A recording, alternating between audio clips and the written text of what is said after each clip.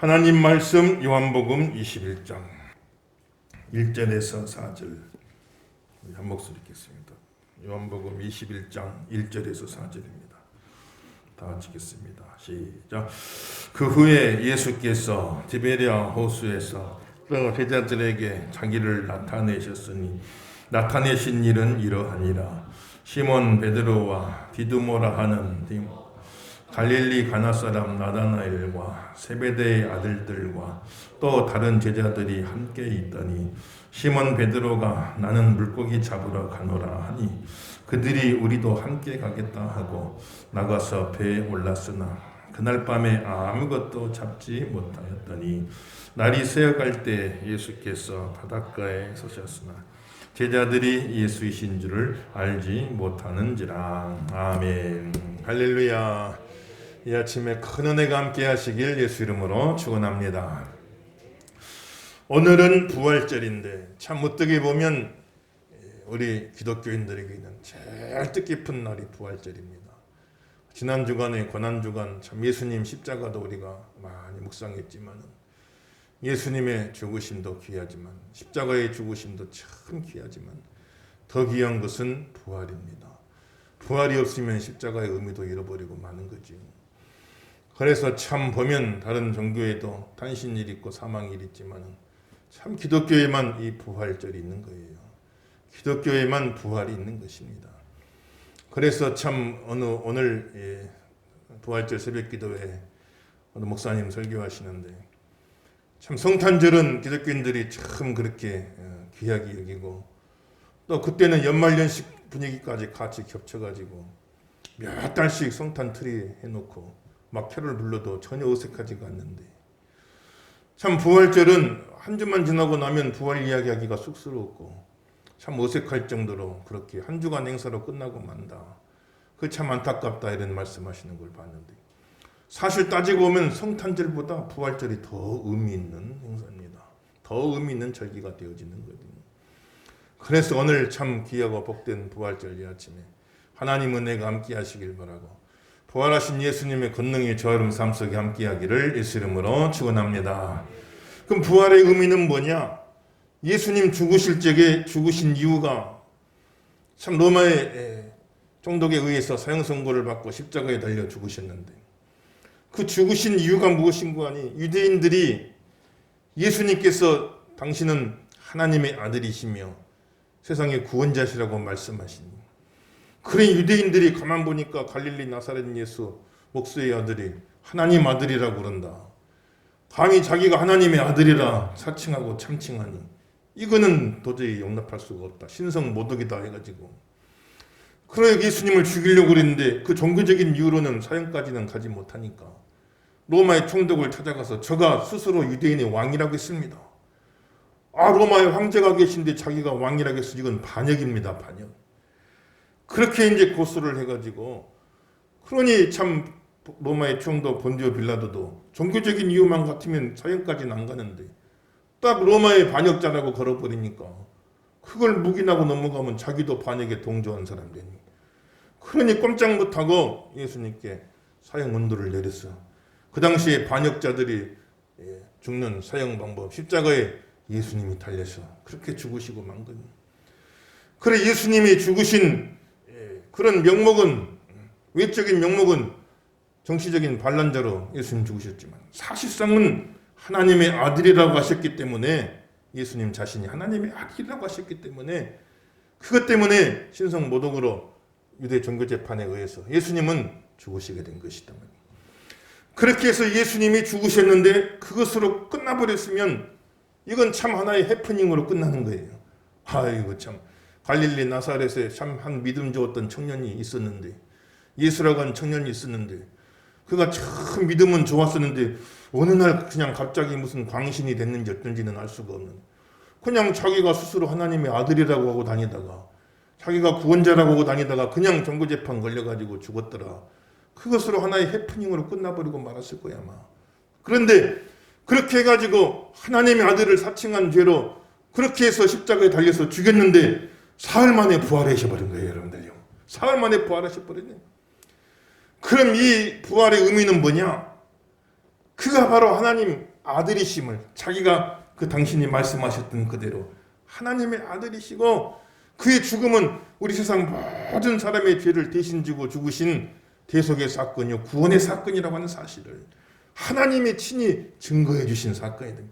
하나님이 친히 증명해 주신 사건이에요. 이 부활이 없었으면 예수님은 하나의 해프닝으로 끝나고 말았을 텐데, 이 부활을 통해서 그가 말했던 것이 맞다. 그는 하나님의 아들이 맞다. 그는 세상의 구원자가 맞다. 그의 죽음은 세상을 구원하는 죽음이라고 하는 것을 하나님이 증명해 주신 사건이다 이 말이에요. 그러니 부활이 얼마나 의미가 있는가 하는 것을 우리는 다시 한번 생각해 볼 수가 있는 것입니다. 모든 사람이 죄를 지었으며 죄의 대가는 사망이라고 했어요.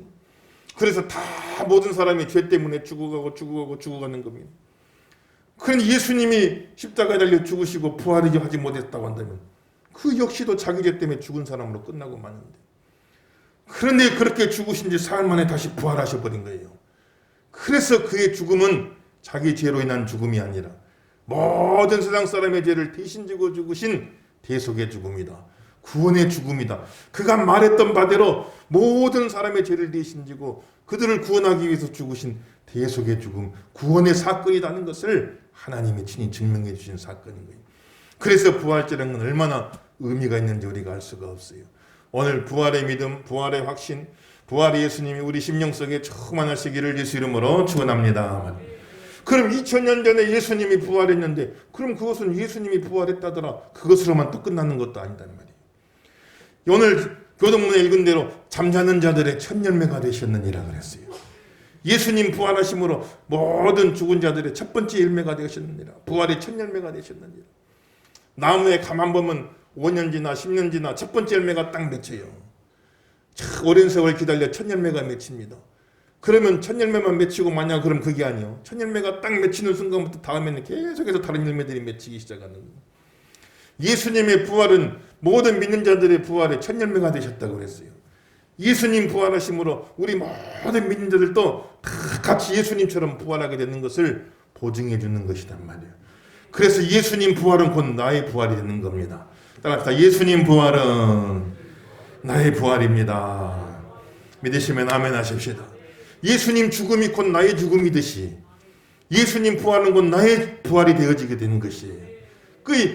이 부활절 날은 얼마나 기쁜 날인지 몰라. 장차 나도 부활하게 될 것을, 장차 나도 그 부활의 생명에 참여하게 될 것을 보증받은 날이 오늘 부활절 날이니 얼마나 귀한 날인지 알 수가 없어요.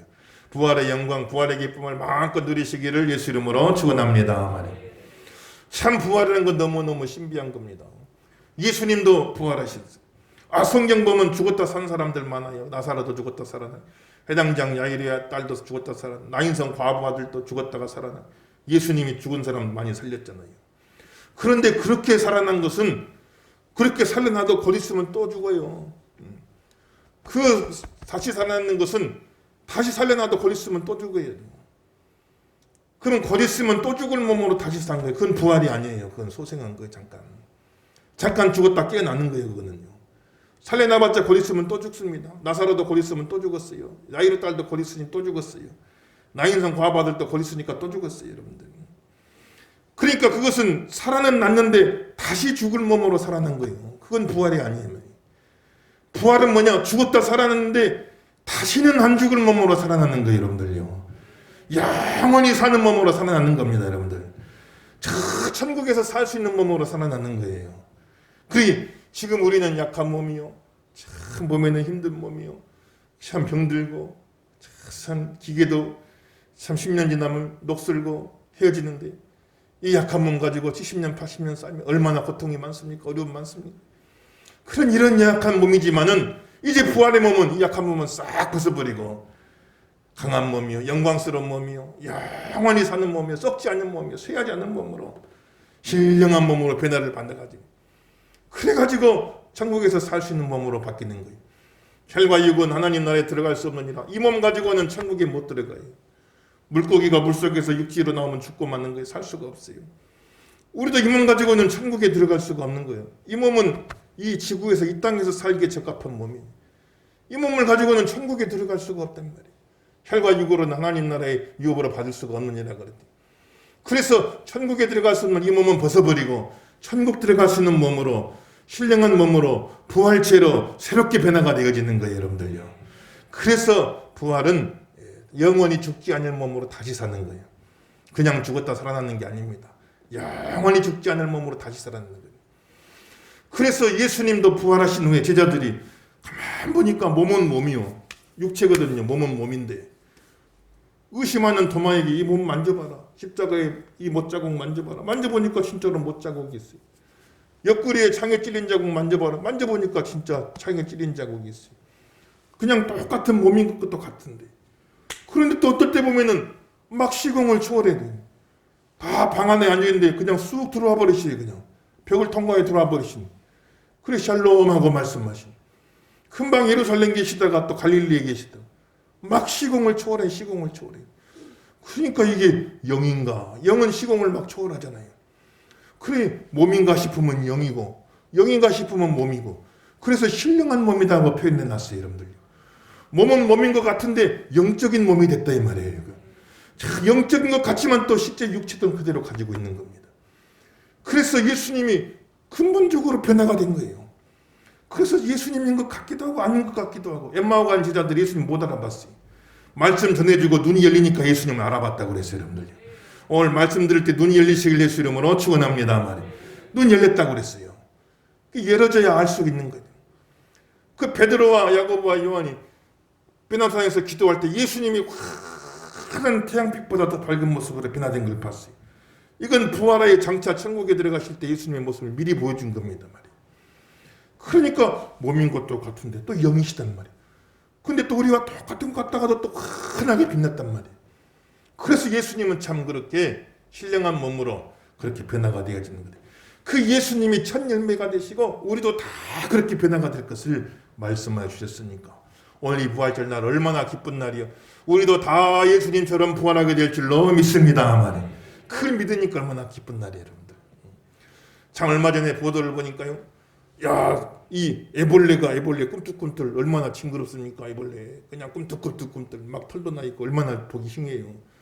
근데 이 애벌레가 꼬치 속에 다 들어가잖아요. 꼬치 속에 들어갔는데 들어갈 때 애벌레로 들어갔는데 나올 적에는 예쁜 나비가 돼가지고 나오는 거예요. 이건 너무너무 신기해. 아무리 봐도 애벌레하고 나비는 연관이 없어요. 애벌레가 어떻게 변화가 되면 나비가 될까? 꿈틀꿈틀 기었다니. 참 그 애벌레가 어떻게 어떤 변화가 있길래 나비가 예쁜 나비가 돼가지고 나오는가? 너무너무 신기한데 가만 연구를 해보니까요.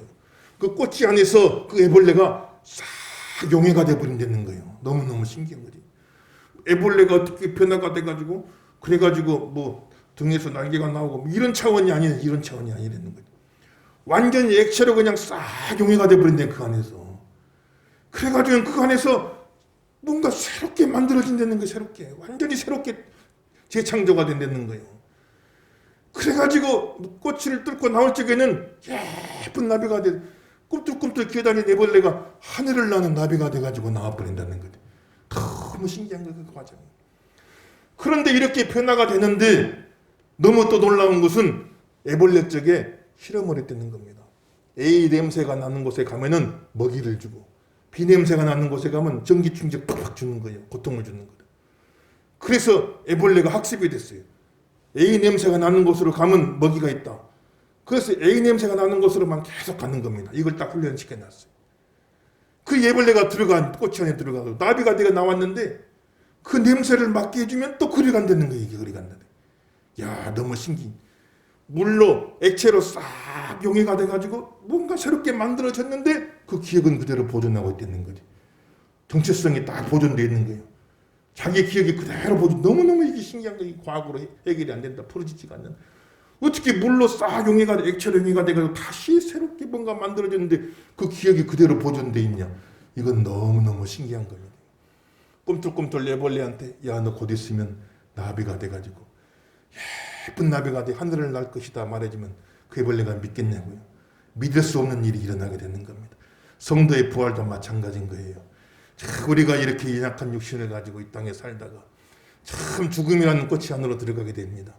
어떤 사람은 산에 뿌려져, 어떤 사람은 바다에 뿌려져, 어떤 사람은 강물에 뿌려져, 어떤 사람은 화장돼서 한 점 재만 남아 이 온 우주 안에 싹 뿌려지고 용해되고 없어진 것 같아도 하나님께서 우리를 부르시는 그날에는 이 우주라는 꼬치를 꿰뚫고 나와서 저 하늘로 올라가게 될 적에는요, 신령한 몸으로 변화가 되어져 가는 것입니다.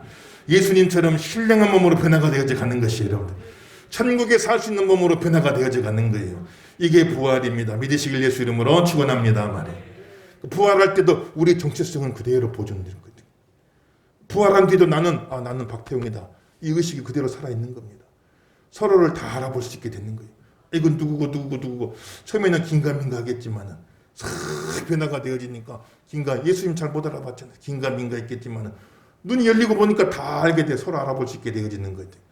그래서 부활한 다음에 전혀 새로운 신령한 몸을 입고 천국에 적합한 몸을 입고 천사들 같은 몸을 입고 부활하신 예수님과 같은 몸을 입고 부활체로 신령한 몸을 입고 천국에 들어가도 내 정체성은 그대로 살아남아 있는 거예요. 나는 예양교에서 목회하던 박아무개 목사다. 정체성이 그대로 살아남아 있는 겁니다. 이 기억이 그대로 살아남아 있는 거예요. 그래서 자기 정체성이 딱 보존된 채로 천국으로 들어가게 되는 것이 부활의 신비인 겁니다. 여러분들, 이 신비 역사의 주인공이 다 되시기를 예수 이름으로 축원합니다만, 이게 부활이에요. 그렇게 해서 부활하신 예수님이 제자들을 다 갈릴리 호수, 디베랴 호수로 다시 불러 모으시고, 내가 부활하면 먼저 갈릴리로 가리라, 너희보다 먼저 갈릴리로 가리라. 그래서 예수님이 제자들을 다 갈릴리로, 예루살렘에 있던 제자들을 다 갈릴리로 다시 불러 모으신 겁니다. 왜 갈릴리로 불러 모으셨냐? 이 갈릴리 호수는 처음 예수님 만난 자리입니다. 처음 예수님 만난 그 자리예요. 바로 그 자리로 다시 다 불러 모아주신 거예요. 3년 전에 예수님 제자들 다 예수님 만나서 그동안에 많은 우여곡절이 있었어요. 예수님 만나서 예수님 제자가 되어지고 예수님 말씀 듣고 배우고 예수님과 함께 많은 기적을 체험하고 예수님 제자가 되어 살았지만은 막상 예수님 고난당하시고 십자가 달려 죽으실 적에는 제자들 다 도망가 버리고 말았잖아요. 그랬던 제자들이지만 다시 예수님이 갈릴리 호수로 다시 불러 모은 겁니다. 디베랴 호수로 다 불러 모은 거예요. 처음 예수님 만났던 믿음의 자리로 다 불러 모아주신 것이, 거기서 예수님이 제자들을 다시 만나주신 겁니다. 사랑하는 귀한 성도 여러분, 이번 부활절 하나님 은혜 가운데 다 믿음의 자리로, 다 예수님 만나는 자리로 여러분 믿음들이 다 회복되시는 내가 있길 예수 이름으로 축원합니다. 믿음이 다 회복돼야 돼요. 가만 보니까 벌써 2년 됐더라고요. 2020년 3월부터 참 여러 가지 이제 코로나로 인해서 사회적 거리두기가 시행되고 교회 예배가 제한되어지고 인원 제한되어지고 예배 제대로 마음대로 못 드렸잖아요. 가만 보니까 벌써 2년 돼버렸어. 2년이 금방 지나갔죠. 참 그렇게 오랜 시간 지나고 말았는데 하나님 은혜 주셔가지고 이제는 모든 흩어졌던 성도들 하나님이 다 불러 모아 주옵소서. 갈릴리 호수로 불러 모아 주옵소서. 처음 예수님 만났던 자리로 불러 모아 주옵시고 믿음의 자리로 다 회복하여 주옵시고 예수님 만나는 은혜가 있길 예수 이름으로 축원합니다. 다 다시 돌아와야 돼. 다 다시 돌아와야 돼. 여러분 기도하세요. 다 기도하셨어. 우리 함께 모든 성도들 다 믿음의 자리로 다시 돌아오게 하여, 그동안 많은 우여곡절이 있었지만 다 믿음의 자리로 돌아오게 하여 주시옵소서. 기도하시고 그대로 되길 예수 이름으로 축원합니다. 다 돌아와야지.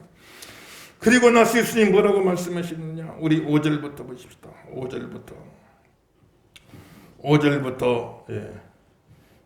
6절, 5절에 6절 다 읽습니다. 시작. 예수께서 이르시되 얘들아 너희에게 고기가 있느냐? 대답하되 없나이다. 이르시되 그물을 배 오른편에 던지라. 그리하면 잡으리라 하시니 이에 던졌더니 물고기가 많아 그물을 들 수 없더라. 아멘. 그 예수님 기다리는 동안에 뭐 굶고 있을 수는 없잖아요. 그러니까 물고기 잡으러, 원래 어부들이었으니까 물고기 잡으러 간 겁니다. 가서 물고기 잡으려고 했는데 밤새도록 던져봤자 한 마리도 못 잡은 거예요. 그런데 저 멀리 해변가에서 누가 오른쪽으로 던져봐라, 오른쪽으로 말씀하시는데 그때까지 예수님인지 몰랐지요. 근데 오른쪽으로 자꾸 던지라고 이야기하니까 그러니까 한번 시험 삼아 해보자. 오른쪽으로 던졌더니 물고기가 얼마나 많이 잡히는지 153마리, 큰 물고기들이 153마리가 막 잡혀가지고 그래가지고 배에 가득하게 찼다. 그때 딱 뭔가 제자들이 생각나는 겁니다. 이게 지금 갈릴리 호수에서 큰 부름 받을 때 그 장면을 재현하고 계신 거예요. 그때에도 베드로가 밤새도록 그물 던졌지만 한 마리도 못 잡고 말았어요. 그런데 참 물고기 한 마리도 못 잡고 지친 몸으로 돌아와서 그물 씻고 집에 가서 잠자려고 그러거든요. 아, 예수님께서 저 깊은 데 가서 한번 던져봐라 말씀을. 거기는 고기도 없는 자리인데요. 그래도 예수님 말씀하시니까 순종해서 밤새 고기 한 마리 못 잡고 지친 몸으로 돌아와 그물 다 씻고 들어가 쉬려고 그러는데 저 깊은 데 가서 한번 던져봐라 말씀하시는. 거기는 물고기 없는 자리인데요. 그래도 예수님 말씀하시니까 그걸 갔단 말이에요. 그 피곤한 몸 이끌고 가서 그물을 던졌더니 그냥 고기가 얼마나 많이 잡히는지 2배가 그냥 가득 차 깔아앉기 직전까지 가는 큰 기적을 여기서 체험하게 된 거예요. 그때 사건을 그대로 지금 예수님 재현하고 계신. 제자들이 가만 보니까 아, 예수님이구나, 예수님이구나. 제자들이 거기서 알게 되어지는 거예요. 그래서 제자들이 깨닫는 겁니다. 그때나 지금이나 예수님 없이는 우리는 빈배다. 그때나 지금이나 예수님 없이는 우리는 빈배다. 그게 깨닫는 것입니다. 물고기 잡으러 다니니 내가 쫓아다니면요, 이리 던지면 저리 도망가고 저리 던지면 이리 도망가고, 내가 쫓아다니면은 아무리 던져봐야 잡지를 못하는 거예요. 그런데 예수님이 몰아다 준 겁니다. 자, 깊은 곳이에요. 오른쪽에. 거기라고 뭐 특별할 것 있겠습니까? 거기다가 그물을 던질 때 그물 던진 그 자리 밑에다 물고기를 싹 갖다 예수님 몰아주시는 거예요. 그러고 나니까 막 그물이 찢어지고 배가 가라앉기 직전까지 그런 역사가 일어나게 된 겁니다. 사랑하는 귀한 성도 여러분들, 축복을 쫓아다니면 안 됩니다. 여기 가면 복이 되나 저기 가면 복이 될까, 이게 좋을까 저기 좋을까, 이리 가면 저리 도망가고 저리 가면 이리 도망가고, 참 세대로 쫓아다녔지만 아무것도 얻지 못해. 잡은 줄 알았지만 바람 잡은 것처럼 아무것도 남는 것 없는 인생 되고 맙니다. 축복은 쫓아다니는 게 아니에요. 축복은 몰아다 주셔야 할 줄로 믿습니다만, 예수님이 몰아다 주셔야 되는 거예요. 몰아다 주셔야 돼요. 저런 삶 속 이런 복이 임하길 예수 이름으로 축원합니다 말이에요. 그렇게 해서 내가 그물편 자리에, 하나님이여 내가 그물편 자리에 복을 몰아주옵소서. 내가 그물편, 믿음으로 그물편 자리에 내 가정에 복을 주시옵소서. 내 교회에 복을 주시옵소서. 내 사업장에 복을 몰아주시옵소서. 우리 자녀들에게 복을 몰아주시옵소서. 내 그물친 자리에 하나님이여 축복을 몰아주시옵소서. 이렇게 우리가 기도하고 다니는, 이리 가면 잘 될까 저리 가면 잘 되나, 이게 복이 될까 저게 복이 될까, 이게 보면 저리 도망가고 저리 던지면 저리 도망가고, 밤새 그물 던졌지만 물고기 한 마리 못 잡아. 다 피다니고 도망다니. 그런 인생 살지 않게 도와주시고, 내가 믿음으로 그물편 그 자리에 하나님의 축복의 물고기 몰아주시는 그런 역사 있게 하여 주옵소서. 기도하시고 대로 되기를 예수 이름으로 축원합니다 말이에요. 그때를 딱 기억나게 만들어. 그리고 예수님 하신 말씀이 기억나요. 내가 이제부터 너를 사람을 낚는 어부가 되게 해주리라 말씀하신. 예수님 말씀을, 베드로야 내가 맘만 먹으면 갈릴리 호수 물고기 다 네한테 몰아줄 수도 있어. 그럼 너는 금방 재벌도 되겠다. 그러나 내가 재벌보다 더 귀한 사람 만들어줄게. 세상의 재벌보다 더 귀한 사람 만들어줄게. 그것은 사람을 낚는 어부가 되는 것이다. 한 영혼이 천하보다 귀하다고 그랬으니 갈릴리 호수 물고기 다 너한테 뭐라도 줄 수 있지만은 나는 너를 더 귀한 사람 만들 것이다. 사람을 낚는 어부를 만들어주겠다고 말씀하셨어요. 그래서 참 그때 제자들이 헌신해갖고, 예수님 제자들이, 어부였던 예수님 제자 베드로와 안드레와 야고보와 요한이 예수님께 헌신해서 지금까지 물고기 잡는 어부에서 사람 낚는 어부가 되겠습니다 하고 예수님의 헌신의 전도자의 삶을 살게 된 것입니다. 그들을 다 주님이 귀한 인물들, 귀한 종들 만들어주시고, 베드로는 피터가 되고, 안드레는 앤드류가 되고, 야고보는 제이콥이 되고, 요한은 잔이 되었어요. 지금도 미국 사람들 다 그 이름으로 자기 이름 짓잖아요. 얼마나 귀한 사람들 예수님 제자가 됐어요. 사랑하는 귀한 성도 여러분들, 우리 예수님은 여러분들 다 여러 가지 물질적으로도 세상적으로도 얼마든지 명예로도 다 하나님은 다 해줄 수가 있는 분이요. 근데 하나님은 그것보다 더 귀한 존재가 되길 원하신다 이 말이에요. 사람을 낚는 어부가 되기를 원하신다 이 말이에요. 여러분들, 영혼 구원하는 일에 쓰임받는 사람들 되기를 원하신다 이 말이에요. 이게 최고의 복임을 하시길 예수 이름으로 축원합니다 말이에요. 그렇게 해서 그때가 생각나는 거예요. 그러니까 베드로가 아 예수님이다 예수님. 딱 이제 깨달은 예수님. 저 해변가에서 가물가물 누군지 몰라. 오른쪽으로 던져봐라. 오른쪽으로 몸집만 보였는데, 그런데 거기를 던져보니까 물고기 이렇게 많이 잡. 딱 그때가 생각난 거예요. 아 밤새도록 물고기 못 잡았는데 깊은 데로 던지라고 하셨던 말씀대로 순종했더니 물고기 많이 잡았대. 그때가 딱 생각나고 사람을 낚는 어부가 하셨다는 예수님 말씀이 딱 생각난 겁니다. 그래서 베드로가 예수님이다 이렇게 된 거예요. 베드로와 요한이 깨달은 것이죠. 오늘 말씀 본문 말씀 다시 한번 보십시다. 7절에서 14절. 예수께서 사랑하시는 그 제자가 베드로에게 이르되 주님이시라 하니 시몬 베드로가 벗고 있다가 주님이라 하는 말을 듣고 겉옷을 조른 후에 바다로 뛰어내리더라.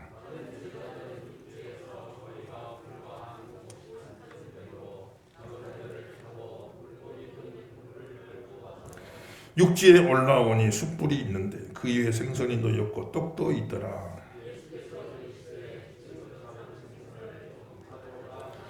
시몬 베드로가 올라가서 그물을 육지에 끌어올리니 가득히 찬 큰 물고기가 153마리라. 이같이 잡으니 그물이 찢어지지 아니하였더라.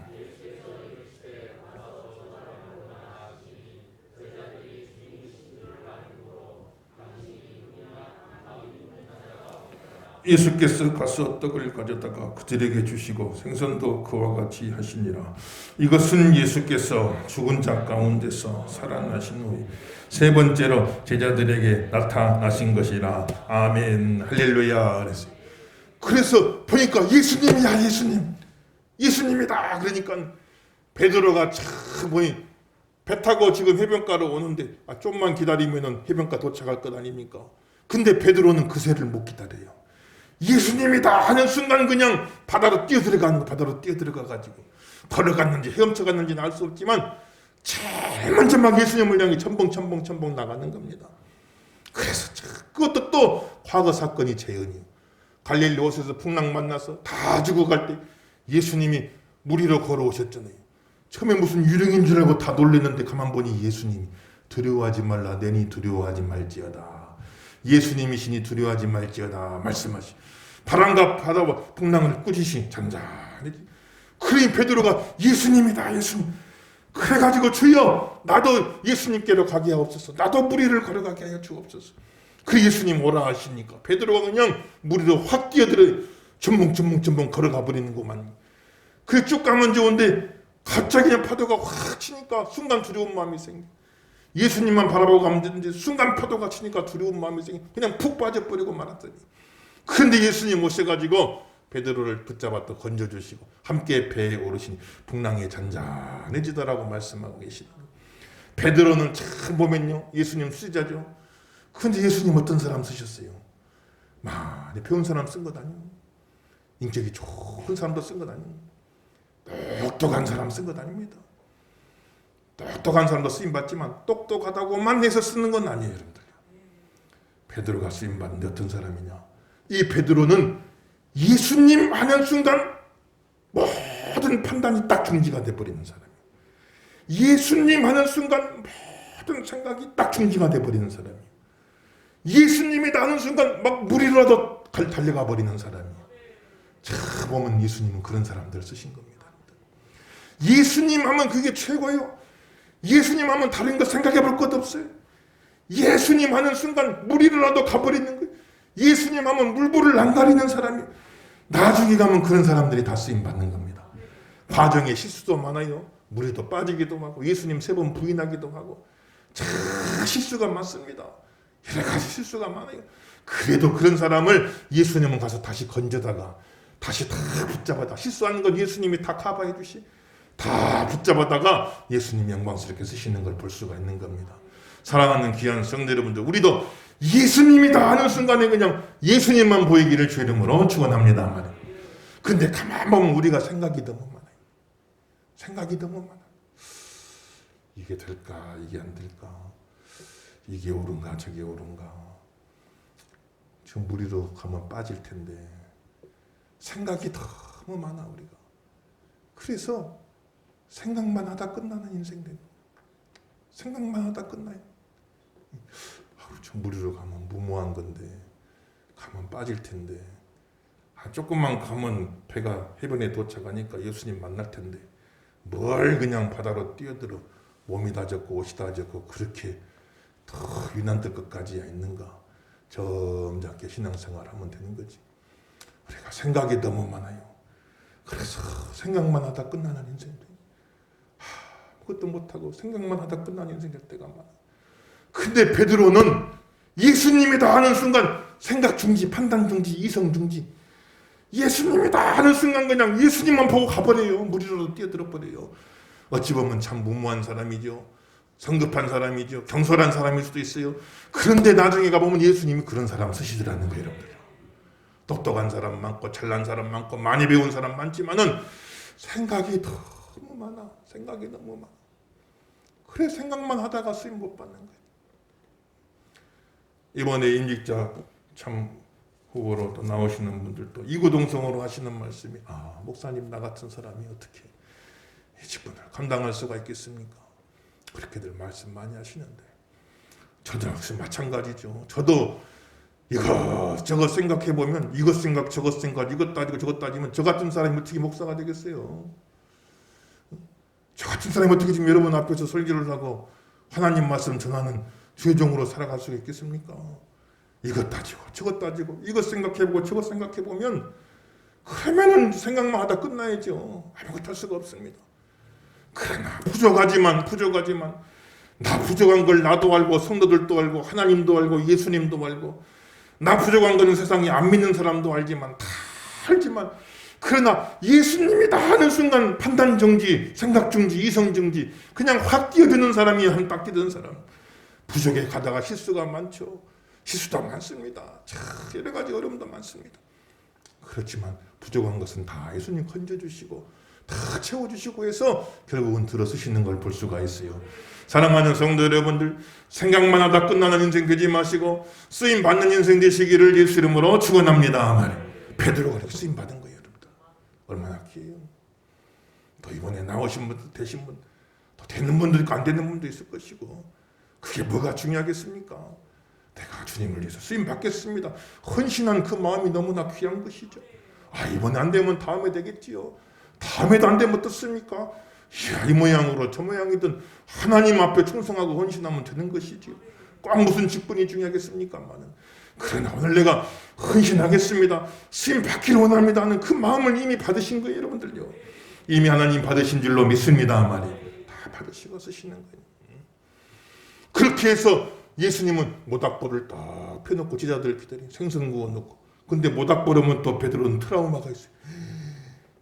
제사장의 뜰에서 모닥불 곁에서 멀지 예수님 따르고 있다가 예수님은 저기서 고초당하고 고문당하고 신문당하고 있는데 멀찍이 숨어서 제자 아닌 척 하면서 모닥불 쬐고 있다가 거기서 조그마한 계집종이 당신도 예수님 제자죠? 내가 봤습니다. 무슨 말이냐 나 예수님 알지도 못한다.